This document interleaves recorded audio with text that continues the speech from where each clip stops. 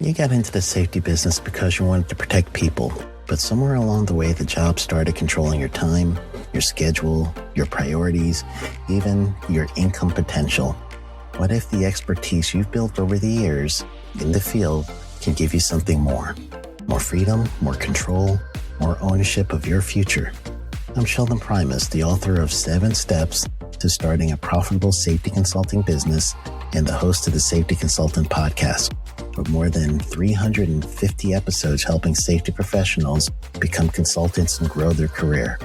Consulting changed my life. In fact, I'm a full-time RVer, and one consulting contract paid for my home I live in today. Now, I help safety professionals build their own consulting practice through bi-weekly coaching calls, accountability, and personal guidance.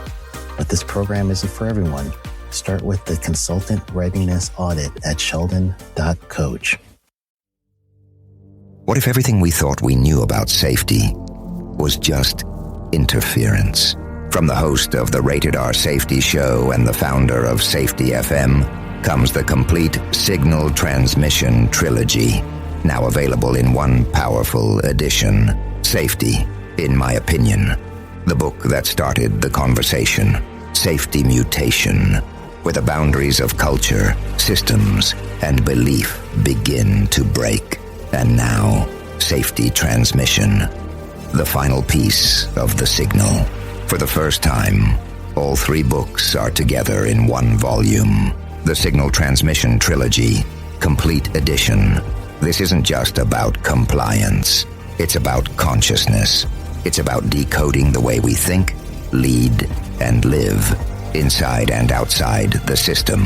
Whether you've been following the signal since the beginning or you're just now tuning in, this is the version to own. Search Signal Trilogy on Amazon or visit safetyfm.com to get your copy now.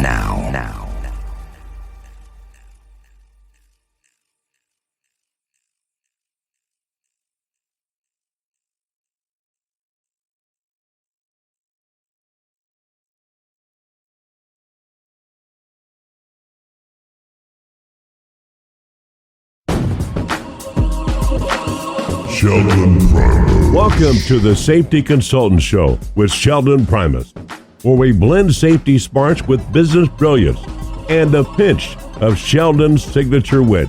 Whether you're a safety pro, a fresh-faced consultant, or just safety curious, get ready for a show that'll educate, entertain, and elevate your safety game. Let's dive into the art of consulting with your safety Sherpa himself, Sheldon Primus. This episode is powered by Safety FM. Hey, welcome back to the Safety Consultant Podcast. I'm your host, Sheldon Primus. It's the podcast where I teach you the business of doing safety consulting, talk about safety as a whole, talk about OSHA compliance, global safety, and all kinds of stuff. Even business things. As of late, some political stuff that overlaps in safety. So that's some of the things that we're talking about. Today is going to be a little bit like that because, last week I told you guys that we might end up having to justify our jobs a little. So, in justifying our jobs as safety and health professionals, especially during the climate where we think things are going, where OSHA is not going to be as important as it was before, at least what some people thinking. And so I decided that I'm going to help you guys out and see how you could truly prove your worth as an EH&S, environmental health and safety professional and practitioner, both of us. So honestly, I just want to get right into this because I'm going to break it into 4 different segments. The segments that I had for us was first, why does safety get cut first? And that's honestly one of the first things that we always go whenever you see like businesses are starting to cut back. Then all of a sudden you're like, hold on, safety is the first one cut. Why is that? So we started talking about why does safety cut first. And then the next thing is I'm going to show you guys how to prove your worth. and then going to just give you the vocabulary that you're going to need just to give yourself, at least toot your own horn. How's that? That's the way we could go. Toot your own horn. So we're going to make your role indispensable. That's going to be our episode next week. And then I really want to show value. And I might be able to do this in one episode. If not, I'm going to do our return of investment as the last segment. So I might be able to combine the strategies of how to show your value and to do a return investment in the same episode. But I don't want it to go too long. I want to keep these episodes right about the sweet spot for me, which is like 20 minutes. That's about it. You don't need to hear my squeaky voice for that long. You got enough. So let me tell you, here's the data set that I'm using for today's episode. I pulled up OSHA's white paper on injury illness prevention program. Also did OSHA's 3885 recommendation for basically safety culture. This is a recommendation. I've had an acquaintance of mine, Michelle Martin, who's at the time, she was working with Brown & Brown under the public risk sector. She has a real good presentation that she did for the public sector. Most of my career was in the public sector, so I grabbed some of her information in there to add to this. And then I did a review of the OSHA budget. And the OSHA budget throughout the Trump administration, first time, and then the Biden administration. That's a smaller segment of what I did before, where I actually told you guys the differences between Republican and Democratic. And truly, that was in the beginning of the year. So that series was right around February 5th, episode 298. Actually, 291 started it. So I did a 3-part episode just regarding the difference between a Republican administration and a Democratic administration. So today we're just going to focus on the why, just why, whenever there's some sort of hiccup in business continuity or whatever it is, or tightening of belts, it seems like the HR and safety departments are the first to go. And honestly, if you're looking for a job in safety, you probably are experiencing this pain still. And please, I just want to let you know that I do not wish that on anyone losing their job. Honestly, for me, when I worked in the public sector for the city of Orlando years and years and years ago, there's a time when they had to do right sizing. That's what they called it, right sizing. And man, we as the workers were like, all right, who's getting cut? And first they started out with a buyout. So anybody who was close to retirement, you got the opportunity to get bought out. And then after some people voluntarily left and said, I am not putting up with this, I'm out of here. They got their money and they took off, which they should have done. And then the rest of us that are left, I was very new in my career, just getting started. So I was going to try to stand out and stick out. And I did. And they right-sized, kept me going. I was a safety officer as a secondary task. My primary task was to be a wastewater operator. So that kind of insulated me. The safety department, as I do recall, had some consolidation. So basically they centralized some of the functions, so you wouldn't need a safety officer at each plant per se. But that was the way they worked it during that time. We were right-sized. I also see this because I'm a student. I see this from my students. I'm an instructor with Alliance Safety Council as a contract instructor. I teach the OSHA Training Institute Education Center courses, and then I also teach the Certificate of Occupational Safety Specialist and then Certificate of Occupational Safety Manager. So COS and COSM, those are 2 designations I'm an instructor for and have been for 11 years. A lot of people think, oh, it's your course. It's not. I actually helped with the redesign. I was the SME behind the redesign, and an incredible instructional designer who really helped update the COS program, but it's not my COS. And Keely, I'm talking about you. You're awesome. And I was just, part of the cog in the wheel. Katie and Keely took over and with the Alliance, and they truly did some amazing stuff with the COS program. But, me, myself, it's not my program, even though everybody's like, hey, I want to get set up with your next college program. It's not mine. So I hear students in these programs, they're coming back and trying to get some initials behind their name so that they could be more marketable. They just lost their job and they're self-funding and all that. So in those cases, this is for you as well.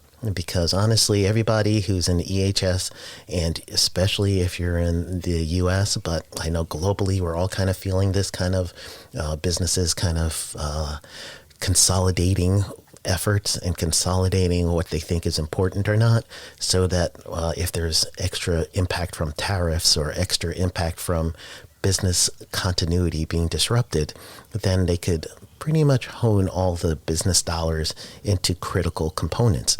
So what I'm doing here is I'm going to show you how to defend your department as being critical, because that's what you are. You're critical. So one of the critical components that you really need to know is, this is coming from the OSHA white paper.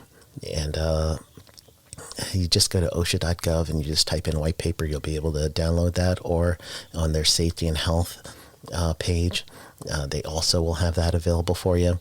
But this is from 2012. And for every direct cost, meaning the stuff that insurance is going to pay for, there is a direct cost of an incident. There is a 4.5 times the direct cost of an incident.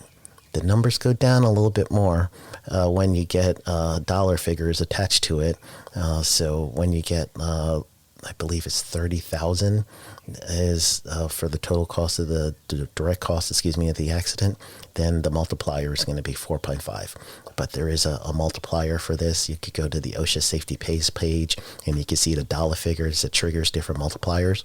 But the most is for a severe injury, 1.1 is if you can range 1.1 up to 4.5 times direct cost. So 1.1 is at the end of the scale for dollar figures, and at the higher scale, it's reverse. The lower the price, the more it costs in indirect cost. The higher the price, the more it goes to 1.1 as your sliding scale. So go to OSHA.gov, you'll see that. So what that means is, first and foremost, you could start saying that, my position is going to help retain this money. All right, that's one of the things, but we're not up to that part yet. Now we're just trying to just let people know that your employer know that the role of safety is actually a cost center. The money that's going into paying for these injuries and illnesses is coming from your profits.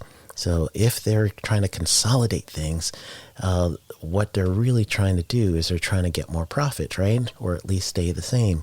And you don't want to lower prices that much because it affects your profit margin. But what they don't know is mismanaged safety is also going to affect the profit margin.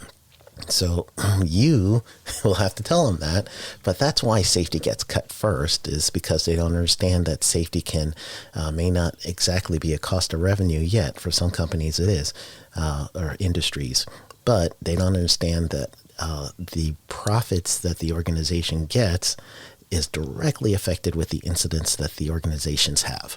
So first, the organizations don't know that. That's why they cut safety. Another thing that they're really trying to, organizations are looking at is regulation. So some organizations, they are just want to be OSHA compliant, and that's it. I don't want to think beyond OSHA. I just want to be OSHA compliant. That's it. So in those cases, if your employer is only thinking about OSHA compliance, and then there's a fallacy that says that Republican administrations don't regulate, that might get in that worker's mind, that employer's mind, that, hey, why do I need a safety department if there's going to be no regulation? And I've actually heard safety professionals say that you'll probably never see OSHA in your career. Yeah, that's true in some industries, but not all. You just got to really be careful with that kind of statement. So when you're looking at OSHA and you're trying to figure out what are the things that are going to be regulated, then honestly, you're going to really need to start looking industry-based. But since the fallacy is out there that says we don't have to worry about regulation, so who do we need to cut? The people who are responsible for keeping us in regulatory compliance. Yeah, we're already running good. And those of you that had a really good system, you hadn't had incidences, you never had a violation at any point, then the idea is we don't need them because we haven't had an incident in how many years. So that's proof that we don't need them. And they're not looking at, truly what you've been doing, right? And so that is the other area that you're going to really be thinking about, is that fallacy related to that regulatory compliance is going to go down, and therefore I don't need to do anything. And I'm going to show you guys that that is not true historically through the OSHA budget. So the other thing is the employer, they cut safety because they don't understand that there is an actual productivity and morale benefit to safety and health. So when you get that morale boost by having a good safety and health culture, production increases, right? So if you cut the safety department because their mindset is safety is only going to tell us to wear hard hats and safety glasses, and they're going to slow down production, and that's going to equal less money, that fallacy is because they don't understand that the activity of safety will actually help workers feel better about working there, and therefore they're plugged in more. There's hard data on this. You could go to that white paper, you could see it. And the OSHA 3885 document shows it as well, that truly the employers that have been participants in their studies, they found that they have higher quality product and higher output and higher profits when they do manage safety well. So again, people in safety, you'll get cut because they don't know. They really don't know, and you're going to have to toot your own horn. I'm going to give you the vocabulary for it and the data, but just want to tell you first, why are your positions being cut? Those of you in the public sector, honestly, in the public sector, it's a little bit worse, especially if you don't have a state OSHA plan. So therefore, the only person that you have that's above you is your municipality or your city, your county, your parish, your township. So at that point, you now have to prove to them that those claims in the workers' comp, now that's going to be the big thing for public sector, is the workers' comp cost. So the workers' comp costs, Michelle Martin, her publication, she was part of Public Risk Insurance Agency. Her data had that there were loss increased from 3.7 million to 9.5 million over 5 years, while only 47% of costs related to closed claims.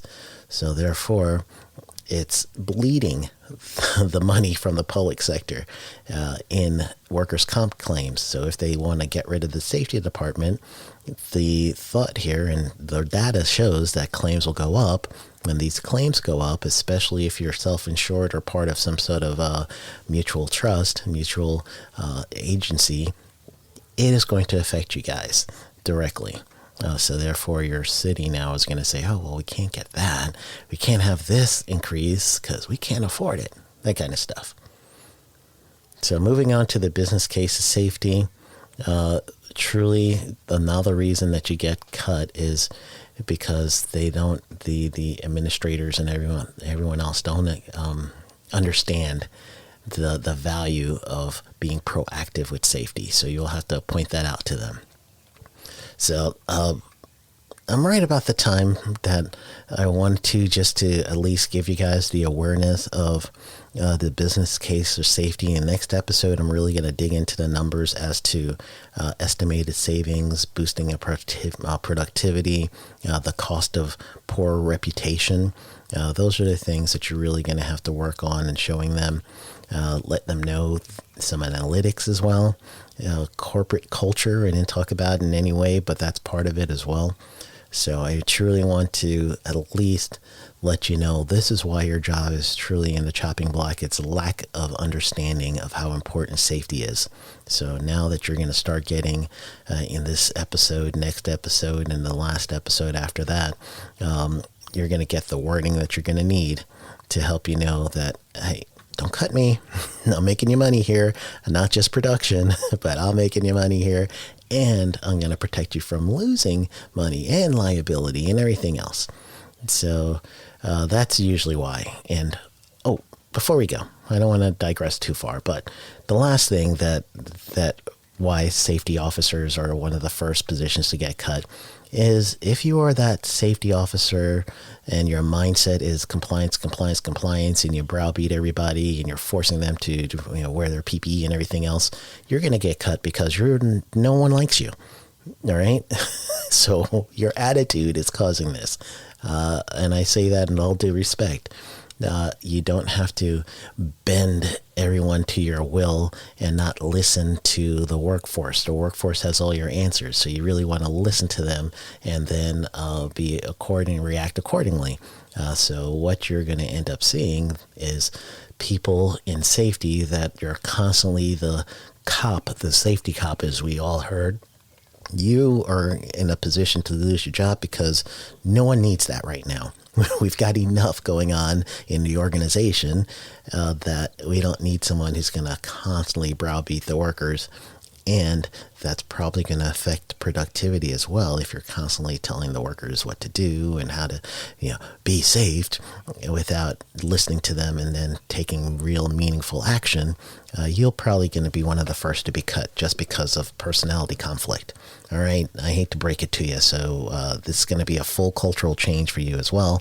And I really want you to understand, and everyone to understand, our position is just as important as production, as important as quality and everything else.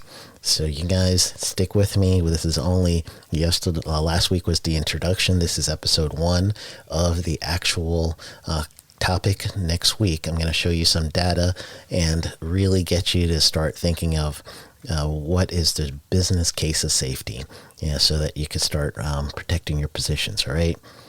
So hang in there. I'm going to do my best to help you guys prove your worth. You could do it. Go get them.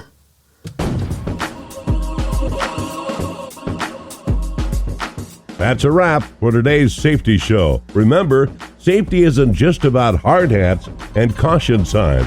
It's about business smarts too. Thanks for joining us on the Safety Consultant Show with Sheldon Primus. Until next time, stay safe, stay savvy, and keep consulting like a boss. Go get 'em. The views and opinions expressed on this podcast or broadcast are those of the host and its guests and do not necessarily reflect the official policy or position of the company. Examples of analysis discussed within the past hour, only examples. It should not be utilized in the real world as the only solution available, as they are based only on very limited and dated open source information. Assumptions made within this analysis are not reflective of the positions of the company. No part of this podcast or broadcast may be reproduced, stored in a retrieval system, or transmitted in any form or by any means, mechanical, electronic recording, or otherwise, without prior written permission of the creator of the podcast or broadcast, Sheldon Primus. This episode has been powered by Safety FM. Are you ready to make a difference? Introducing the Safety Consultant Blueprint course. Unlock your potential as a safety consultant. Learn the skills, strategies, and ethics to create safer workplaces for your very own client. From risk assessment to client acquisition, we've got you covered. Become a safety consultant and open doors to being your own boss. Join us and be the hero of workplace safety. Enroll today. Safety starts with you. Take the first step now. Visit our website and enroll in the Safety Consultant Blueprint course. Empower businesses. Protect lives. SafetyConsultantBlueprint.com.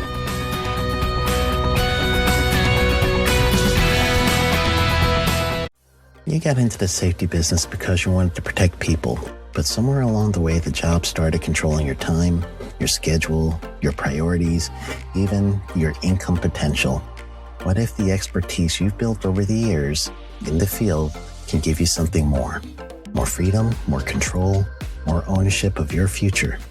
I'm Sheldon Primus, the author of 7 Steps to Starting a Profitable Safety Consulting Business and the host of the Safety Consultant Podcast. with more than 350 episodes helping safety professionals become consultants and grow their career. Consulting changed my life. In fact, I'm a full-time RVer, and one consulting contract paid for my home I live in today. Now, I help safety professionals build their own consulting practice through bi-weekly coaching calls, accountability, and personal guidance. But this program isn't for everyone. Start with the Consultant Readiness Audit at sheldon.coach. What if everything we thought we knew about safety was just interference? From the host of the Rated R Safety Show and the founder of Safety FM comes the complete Signal Transmission Trilogy, now available in one powerful edition. Safety, in my opinion, the book that started the conversation. Safety Mutation, where the boundaries of culture, systems, and belief begin to break. And now, Safety Transmission, the final piece of the signal. For the first time, all three books are together in one volume. The Signal Transmission Trilogy, Complete Edition. This isn't just about compliance. It's about consciousness. It's about decoding the way we think, lead, and live, inside and outside the system. Whether you've been following the signal since the beginning or you're just now tuning in, this is the version to own. Search Signal Trilogy on Amazon or visit safetyfm.com to get your copy now.